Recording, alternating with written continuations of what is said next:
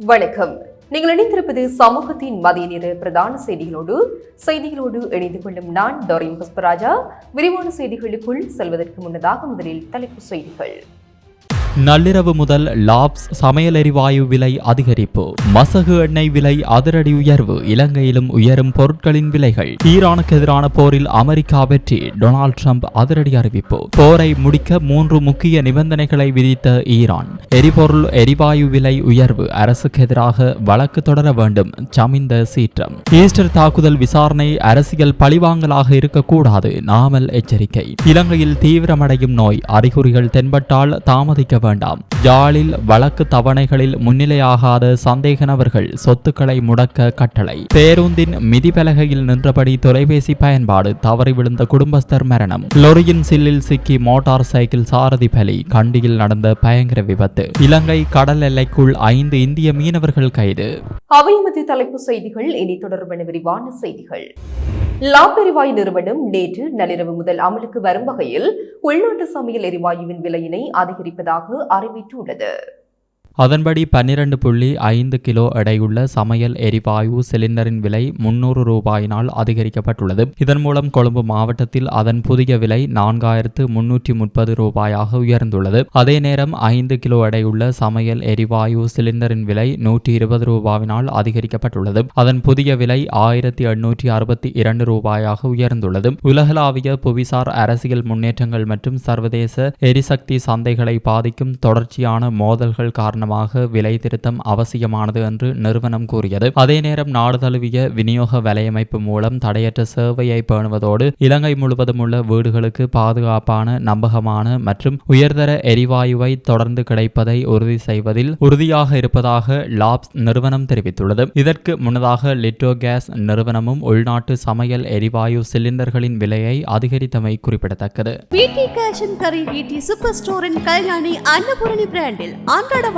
அனைத்து பொருட்களையும் ஒரே இடத்தில் பெற்றுக்கொள்ள மத்திய கிழக்கில் நிலவும் போர் சூழலினால் இலங்கைக்கு ஏற்படக்கூடிய பாதிப்பானது நித்வா சூறாவளியால் ஏற்பட்டு பாதிப்புகளை விடவும் அதிகமாக இருக்கும் என பொருளாதார நிபுணர்கள் எச்சரிக்கை விடுத்துள்ளனர். ஸ்ரீ ஜெயவர்தனபுர பல்கலைக்கழகத்தின் பொருளாதார ஆய்வு திணைக்களத்தினால் ஏற்பாடு செய்யப்பட்டிருந்த விசேட கலந்துரையாடலின் போதே அவர்கள் இதனை தெரிவித்துள்ளனர். இதன் விளைவாக இலங்கையில் அனைத்து பொருட்களினதும் விலைகள் அதிகரிக்கக்கூடும் எனவும் பொருளாதார நிபுணர்கள் சுட்டிக்காட்டியுள்ளனர். இதேவேளை மத்திய கிழக்கில் நிலவும் போர் பதற்றங்களுக்கு மத்தியில் சர்வதேச சந்தையில் மசகு எண்ணெய் விலை புதிய உச்சத்தை தொட்டுள்ளது. இன்றைய நிலவரப்படி மசகு எண்ணெய் விலை ஒரே நாளில் 9% அதிகரித்துள்ளது. பிரெண்ட் ரக மசகு எண்ணெய் பீப்பாய் விலை $100 அமெரிக்க தாண்டியுள்ளது. ஈரானால் எண்ணெய் கப்பல்கள் மற்றும் உள்கட்டமைப்புகள் மீது நடத்தப்பட்ட தாக்குதல்களின் எதிரொலியாக இந்த விலை உயர்வு ஏற்பட்டுள்ளது. ஈரானுக்கு எதிரான ராணுவ நடவடிக்கைகளில் அமெரிக்கா முழுமையாக வெற்றியை பெற்றுள்ளதாக அமெரிக்க ஜனாதிபதி டொனால்ட் ட்ரம்ப் அதிகாரப்பூர்வமாக அறிவித்துள்ளார்.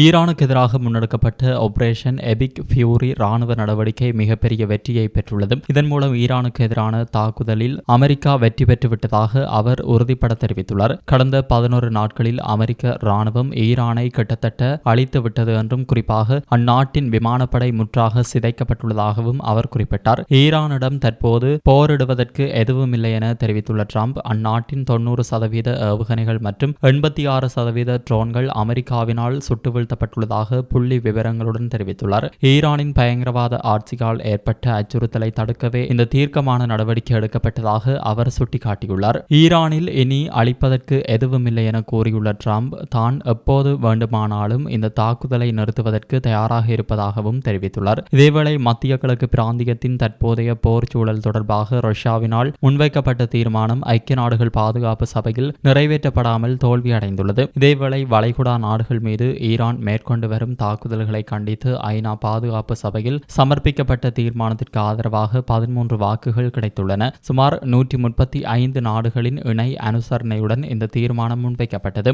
எனினும் சீனா மற்றும் ரஷ்யா ஆகிய நாடுகள் இந்த வாக்களிப்பில் கலந்து கொள்ளாமல் தவிர்த்துக் கொண்டுள்ளன. ஜோர்தான் உள்ளிட்ட வளைகுடா நாடுகள் மீது ஈரான் முன்னெடுத்து வரும் தாக்குதல்கள் மற்றும் அச்சுறுத்தல்களை உடனடியாக நிறுத்துமாறு இந்த தீர்மானத்தினூடாக கோரிக்கை விடுக்கப்பட்டுள்ளது.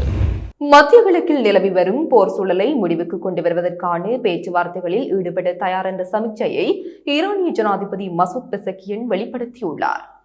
ரஷ்யா மற்றும் பாகிஸ்தான் நாட்டு தலைவர்களுடன் நடத்திய தொலைபேசி உரையாடல்களின் போது இந்த விருப்பத்தை அவர் தெரிவித்துள்ள போதிலும் பேச்சுவார்த்தைகள் தொடங்குவதற்கு 3 முக்கிய நிபந்தனைகளை முன்வைத்துள்ளார். ஈரானின் தேசிய உரிமைகள் மற்றும் இறையாண்மை முழுமையாக அங்கீகரிக்கப்பட வேண்டும் என்பதுடன் அமெரிக்கா மற்றும் இஸ்ரேலின் தாக்குதல்களால் ஈரானில் ஏற்பட்ட பாரிய உள்கட்டமைப்பு சேதங்கள் மற்றும் பொருளாதார இழப்புகளுக்கு தகுந்த இழப்பீடு வழங்கப்பட வேண்டும் என்றும் அவர் வலியுறுத்தியுள்ளார். அத்துடன் எதிர்காலத்தில் இதுபோன்ற ஆக்கிரமிப்பு தாக்குதல்கள் மீண்டும் நிகழாது என்பதற்கான வலுவான சர்வதேச சட்ட உத்தரவாதங்கள் அளிக்கப்பட வேண்டும் என்பதையும் ஒரு முக்கிய நிபந்தனையாக அவர் குறிப்பிட்டுள்ளார். மேற்கத்திய நாடுகள் மற்றும் இஸ்ரேல் மீது தங்களுக்கு துளியும் நம்பிக்கையில்லை என ஈரான் பலமுறை கூறி வந்துள்ள போதிலும் பிராந்திய அமைதியை கருத்தில் கொண்டு இந்த பேச்சுவார்த்தைக்கான கதவுகளை திறந்து வைத்துள்ளதாக ஜனாதிபதி மசூத் பெசஸ்கியன் மேலும் தெரிவித்துள்ளார். குறைந்த விலைக்கு கொண்டு வந்த எரிபொருளை அதிக விலைக்கு விற்பனை செய்ய தேவையான நடவடிக்கைகளை மேற்கொண்டு அரசாங்கத்திற்கு எதிராக வழக்கு தொடுக்க வேண்டும் என ஐக்கிய மக்கள் சக்தி பாராளுமன்ற உறுப்பினர் சமிந்த விஜயசிறி தெரிவித்தார். கொழும்பில் நடத்திய செய்தியாளர் சந்திப்பொன்றில் கலந்து கொண்டு கருத்து தெரிவிக்கையிலேயே அவர் இவ்வாறு குறிப்பிட்டார். மத்திய கிழக்கில் யுத்த நிலை ஏற்பட்டுள்ள நிலையில் எரிபொருட்களின் விலை அதிகரித்துள்ளது என்றாலும் எமது நாட்டில் ஒரு மாதத்திற்கான எரிபொருட்கள் கைவசம் வைத்திருப்பதாகவும் இப்போதைக்கு விலை அதிகரிப்பு மேற்கொள்ள தேவைப்படாது எனவும் ஜனாதிபதி கடந்த வாரம் பாராளுமன்றத்தில் தெரிவித்திருந்தார். இதனை இலங்கை பெட்ரோலிய கூட்டுத்தாபனத்தின் தலைவரும் நாட்டிற்கு தெரிவித்திருந்தார். இந்த நிலையில் அரசாங்கம் திடீரென எரிபொருட்களின் விலையை அதிகரித்திருக்கிறது. அப்படியாயின் அரசாங்கம் கையிருப்பில் வைத்திருந்த எரிபொருட்களுக்கே அரசாங்கம் விலை அதிகரித்திருக்கிறது. குறைந்த விலைக்கு கொண்டு வந்த எரிபொருளை அதிக விலைக்கு விற்பனை செய்ய தேவையான நடவடிக்கைகளை மேற்கொண்ட இந்த அரசாங்கத்திற்கு எதிராக வழக்கு தொடுக்க வேண்டும். உலக சந்தையில் எரிபொருள் விலை அதிகரித்துள்ளமை நாங்கள் ஏற்றுக்கொள்கிறோம். அதிகரித்த விலைக்கு எரிபொருளை இறக்குமதி செய்திருந்தால் அதன் விலையை அதிகரிப்பது தொடர்பில் நாங்கள் அரசாங்கத்திற்கு குற்றம் சாட்டுவதில்லை. ஆனால் தற்போது அதிகரித்திருப்பது கையிருப்பில் இருந்த எரிபொருட்களுக்காகும். அதேபோன்று எரிவாயு விலையை நேற்று முதல் அரசாங்கம் அதிகரித்திருக்கிறது. ஒரு மாதத்திற்கு தேவையான 8000 மெட்ரிக் டன் எரிவாயு கைவசம் இருப்பதாகவும் ஜனாதிபதி தெரிவித்திருந்தார். அப்படியாயின் தற்போது எரிவாயு விலை அதிகரித்திருப்பதும் கைவசம் இருந்த எரிவாயு தொகைக்காகும். அரசாங்கத்தின் இந்த விலை அதிகரிப்பை ஏற்றுக்கொள்ள முடியாது. இந்த விலை அதிகரிப்பு சட்டவிரோத நடவடிக்கையாகும். இந்த நடவடிக்கையை மேற்கொண்ட அரசாங்கத்தின் அமைச்சர்களை சிறைக்கு அனுப்ப வேண்டும். கடந்த கால அரசாங்கங்களை குறை கூறி ஆட்சிக்கு வந்த இந்த அரசாங்கத்தில் இவ்வாறான நடவடிக்கைகளை மக்கள் எதிர்பார்க்கவில்லை என்றார். உயிர்த்த ஞாயிறு பயங்கரவாத தாக்குதல் தொடர்பான விசாரணைகள் மற்றும் மேஜர் ஜெனரல் சுரேஷ் சலைவின் கைது குறித்து நாடாளுமன்ற உறுப்பினர் நாமல் ராஜபக்ஷ கருத்து வெளியிட்டுள்ளார். 2019 ஆண்டு நடத்தப்பட்ட உயிர்த்த ஞாயிறு பயங்கரவாத தாக்குதல் தொடர்பான விசாரணைகள் அரசியல் எதிர்பார்ப்பாளர்களை இலக்கு வைத்தோ அல்லது பூகோள அரசியல் நிகழ்ச்சி நிரலுக்கு அமைவாகவோ முன்னெடுக்கப்படக்கூடாது என நாடாளுமன்ற உறுப்பினர் நாமல் ராஜபக்ஷ தெரிவித்துள்ளார். இது குறித்து தனது எக்ஸ் தளத்தில் பதிவிட்டுள்ள அவர், தற்போதைய அரசாங்கம் பாதிக்கப்பட்டவர்களுக்கு நீதி வழங்குவதாக கூறி ஆட்சிக்கு வந்தாலும் விசாரணைகளின் தற்போதைய போக்கு அதன் நம்பகத்தன்மை குறித்து பாரிய கேள்விகளை எழுப்புவதாக குறிப்பிட்டுள்ளார். நியாயமான, வெளிப்படையான மற்றும் பக்கசார்பற்ற முறையில் முன்னெடுக்கப்படும் எந்தவொரு விசாரணைக்கும் தான் முழுமையான ஆதரவை வழங்குவதாக நாமல் ராஜபக்ஷ தெரிவித்துள்ளார். இந்த மிலேச்சத்தனமான தாக்குதலுக்கு பின்னால் உள்ள உண்மையான சூத்திரதாரிகளை கண்டறிந்து அவர்களுக்கு சட்டப்படி தண்டனை வழங்கப்பட வேண்டும் என்பதில் தாம் உறுதியாக இருப்பதாகவும் அவர் வலியுறுத்தியுள்ளார். இதேவேளை அரச புலனாய்வு சேவையின் முன்னாள் பிரதானி மேஜர் ஜெனரல் சுரேஷ் சலே கைது செய்யப்பட்டமை குறித்து கருத்து தெரிவித்த நாமல், அவர் ஒரு கௌரவமான இராணுவ அதிகாரி என பாராட்டியுள்ளார். 30 ஆண்டுகால உள்நாட்டு போரை முடிவுக்கு கொண்டு வருவதில் அவர் ஆற்றிய சேவை மகத்தானது என்றும் திட்டமிட்ட அரசியல் அழுத்தங்கள் மூலமே அவர் மீது போலியான கதைகள் சுமத்தப்பட்டுள்ளதாகவும் அவர் சுட்டிக்காட்டியுள்ளார். தாக்குதலை தடுக்க தவறிய மற்றும் தமது கடமைகளை செய்ய தவறிய உண்மையான நபர்கள் மீது இவ்வாறான தீவிர விசாரணைகள் நடத்தப்படவில்லை என நாமல் ராஜபக்ஷ அதிருப்தி வெளியிட்டுள்ளார். அரசியல் தேவைகளுக்காக இராணுவ அதிகாரிகளை பலிக்கடாவாக்குவது தேசிய பாதுகாப்பிற்கு பாதிப்பை ஏற்படுத்தும் எனவும் அவர் எச்சரித்துள்ளார். இலங்கையில் கடந்த ஒரு வருடத்தில் சுமார் 13,000 எலிக்காய்ச்சல் நோயாளர்கள் அடையாளம் காணப்பட்டுள்ளதுடன் உயிரிழந்தவர்களின் எண்ணிக்கை 300 நெருங்கியுள்ளதாக சுகாதார மேம்பாட்டு பணியகம் தெரிவித்துள்ளது. அதன்படி 2026 ஆண்டின் இதுவரையான காலப்பகுதியில் மாத்திரம் சுமார் 18,000 நோயாளர்கள் பதிவாகியுள்ளனர். கடந்த 2025 ஆண்டில் இந்த நோயினால் சுமார் 200 பேர் உயிரிழந்துள்ளதாகவும் தகவல்கள் தெரிவிக்கின்றன. இரத்தினபுரி, காலி, கேகாலை, களுத்துறை, மொனராகலை மற்றும் மாத்தறை ஆகிய மாவட்டங்களிலேயே அதிகளவான நோயாளர்கள் பதிவாகியுள்ளனர். உலகில் அதிகப்படியான எலிக்காய்ச்சல் நோயாளர்கள் பதிவாகும் நாடுகளில் இலங்கை 2வது இடத்தில் இருப்பதாக தொற்றுநோய் தடுப்பு பிரிவின் விசேட நிபுணர் மருத்துவர் துஷானி தாவரேரா குறிப்பிட்டுள்ளார். மேலும் கடுமையான காய்ச்சல், தலைவலி, மூட்டு வலி, தசை வலி மற்றும் கண்கள் சிவப்படைதல் போன்ற அறிகுறிகள் தென்பட்டால் அதனை அலட்சியப்படுத்தாமல் உடனடியாக மருத்துவ சிகிச்சைகளை பெற்றுக்கொள்ளுமாறு அறிவுறுத்தப்பட்டுள்ளது. மேலும் பாதிக்கப்பட்ட விலங்குகளின் சிறுநீர் கலந்த நீர் அல்லது மண் மனித உடலில் உள்ள காயங்கள், வெட்டுக்கள் அல்லது மெல்லிய சவ்வுகள் ஊடாக உடலுக்கு செல்வதன் மூலம் இந்த பாக்டீரியா தொற்று ஏற்படுகிறது. குறிப்பாக விவசாய நடவடிக்கைகளில் ஈடுபடுபவர்கள் மற்றும் அதிக ஆபத்துள்ள பகுதிகளில் வசிப்பவர்கள் முன்னெச்சரிக்கை நடவடிக்கைகளை மேற்கொள்ளுமாறும், அறிகுறிகள் தென்பட்டவுடன் தாமதிக்காமல் மருத்துவ ஆலோசனைகளை பெறுமாறும் சுகாதார அதிகாரிகள் எச்சரித்துள்ளனர். யாழ்ப்பாணம் நீதவான் நீதிமன்றத்தின் வழக்கு தவணைகளின் போது தொடர்ச்சியாக நீதிமன்றத்தில் முற்படாது பல்வேறு குற்றச்சாட்டுகளுடன் தொடர்புடைய 6 சந்தேக நபர்களுக்கு எதிராக திறந்த பிடியாணை பிறப்பிக்கப்பட்டது.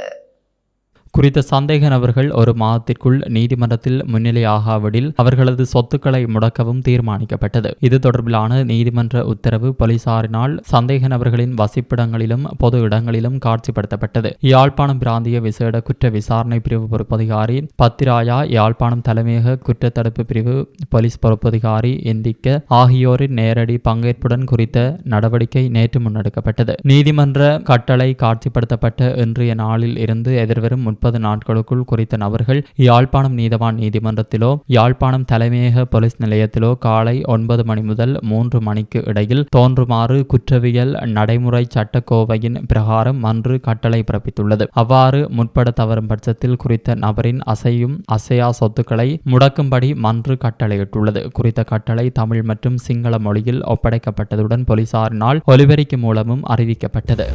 பேருவளை காலி வீதியில் உள்ள மசல சந்தி பகுதியில் தனியார் பேருந்தில் ஏறியொருவர் அதிலிருந்து விழுந்து பலத்த காயங்களுக்கு உள்ளாகி உயிரிழந்துள்ளதாக பேருவளை போலீசார் தெரிவித்தனர். இந்த விபத்து நேற்று நள்ளிரவு 12 மணியளவில் இடம்பெற்றுள்ளது. உயிரிழந்தவர் பேருவளையில் வசிக்கும் 52 வயதுடைய 2 பிள்ளைகளின் தந்தை என தெரிய வந்துள்ளது. கொழும்பிலிருந்து மாத்திரை நோக்கி பயணித்து தனியார் பேருந்தில் மசல சந்தையில் ஏறி சுமார் 100 மீட்டர் தூரம் பயணித்த போது அவர் தொலைபேசியை எடுத்துள்ளார். இதன்போது நிலை தடுமாறி பேருந்தின் மிதிப்பலகையிலிருந்து விழுந்து உயிரிழந்துள்ளார். இச்சம்பவம் பேருந்தில் பொருத்தப்பட்ட சிசிடிவி கேமராவில் பதிவாகியுள்ளது. மாத்திரை பகுதியில் உள்ள உறவினர் ஒருவரின் வீட்டிற்கு செல்வதாக தெரிவித்துவிட்டு அவர் வீட்டை விட்டு வெளியேறியதாக ஆரம்பகட்ட விசாரணைகளில் தெரிய வந்துள்ளது. விபத்துக்குள்ளான பேருந்து தற்போது போலீஸ் காவலில் எடுக்கப்பட்டுள்ளதுடன் அதன் சாரதி களுத்துறை நீதவான் நீதிமன்றத்தில் முன்னிலைப்படுத்தப்பட உள்ளார். சம்பவம் தொடர்பில் பேருவளை போலீசார் மேலதிக விசாரணைகளை மேற்கொண்டு வருகின்றனர். கண்டி கலாகா டெல்டொடு பிரதான வீதியில் மோட்டார் சைக்கிள் ஒன்று ரோலியின் சிலில் சிக்கியதில் ஒருவர் உயிரிழந்துள்ளார். டெல்டொடு பிரதான வீதியில் உள்ள துசாரா மெல்சலா முன்பாக நேற்று மாலை இந்த விபத்து இடம்பெற்றுள்ளது.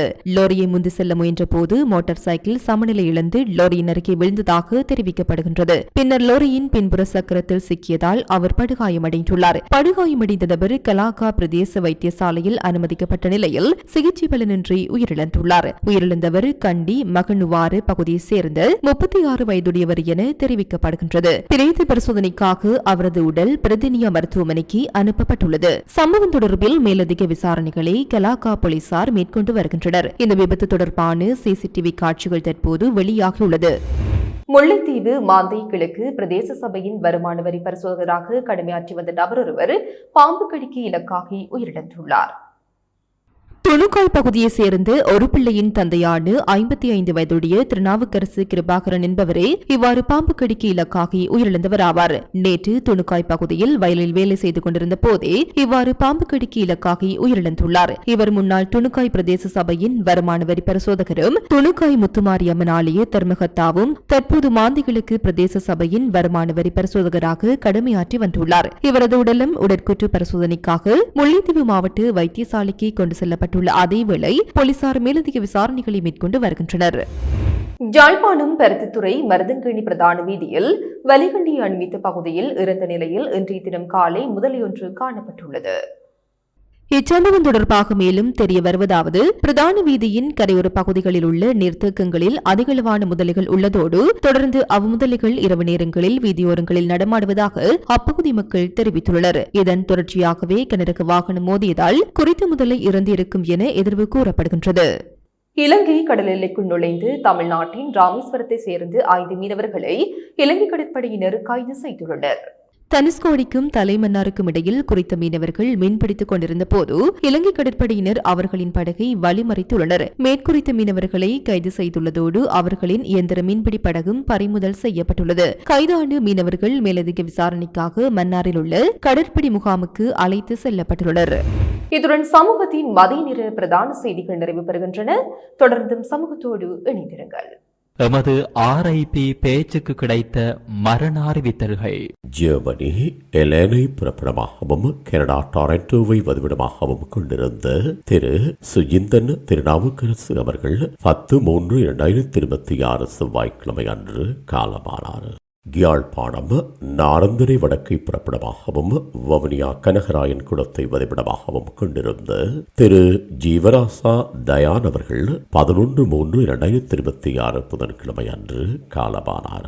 யாழ்ப்பாணம் துன்னாலை வடக்கை புறப்படமாகவும் வதிவிடமாகவும் கொண்டிருந்த திருமதி சற்குணானந்த மன்னமலர் அவர்கள் 11/3/2026 புதன்கிழமை அன்று காலமானார். யாழ்ப்பாணம் உறங்குநகை புறப்படமாகவும் நேர்வேலி மற்றும் பிரான்ஸ் ஆகிய இடங்களை வாழ்விடங்களாகவும் கொண்டிருந்த திரு சீனித்தம்பி கனகேந்திரம் செல்வநாயகம் அவர்கள் 11/3/2026 புதன்கிழமை அன்று காலமானார். மேலே அறிவிக்கப்பட்ட அனைத்து மரண அறிவித்தல் இறுதிக்கிரியை பற்றிய தகவல்களை அறிந்து கொள்ள ரிப் பேஜை பார்வையிடுங்கள். இதற்கான லிங்க் கீழிருக்கும் டிஸ்கிரிப்ஷனில் பார்வையிடலாம்.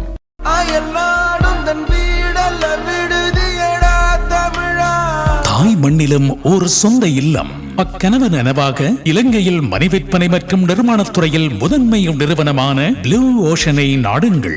கேந்திர முக்கியத்துவம் வாய்ந்த இடங்களில் 1110க்கும் மேற்பட்ட அதிநவீன சொகுசு மாடி குடியிருப்புகள். நீங்களும் முதலீடு செய்ய வேண்டுமா?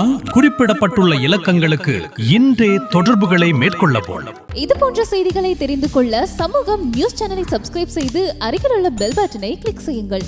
மேலும் இது போன்ற செய்திகளை உடனுக்குடன் தெரிந்து கொள்ள சமூகமீடியா.com என்ற இணையதளத்தின் வாயிலாகவும் எங்களுடன் இணைந்திருங்கள்.